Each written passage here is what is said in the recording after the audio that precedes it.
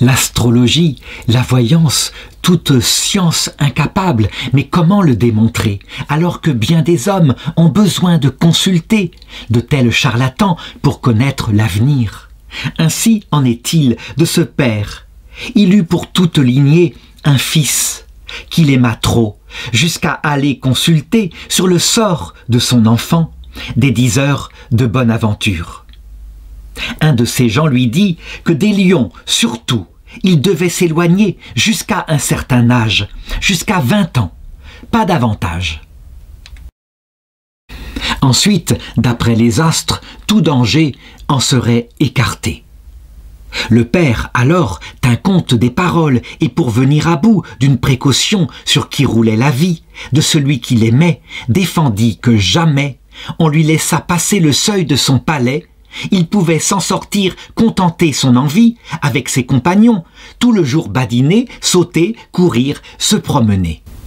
Quand son fils eut grandi, qu'il fut en âge où la chasse plaît le plus aux jeunes esprits, cet exercice avec mépris lui fut dépeint.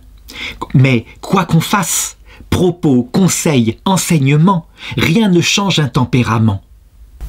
Le jeune homme devint inquiet, ardent, plein de courage, et à peine se sentit des bouillons d'un tel âge qu'il soupira pour ce plaisir.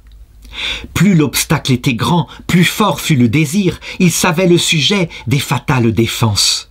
Et comme ce logis, plein de magnificence, abondait partout en tableaux, et que la laine et les pinceaux traçaient de tous côtés chasses et paysages, le jeune homme s'émut, voyant peint un lion. « Ah monstre !» cria-t-il, « c'est toi qui me fais vivre dans l'ombre et dans les fers. » À ces mots, il se livre au transport violent de l'indignation, porte le poing sur l'innocente bête. Sous la tapisserie, un clou se rencontra. Le clou le pénétra jusqu'au ressort de l'âme. Et cette chère tête, pour qui l'art d'Esculape en vain fit ce qu'il put, dut sa perte à ses soins compris pour son salut.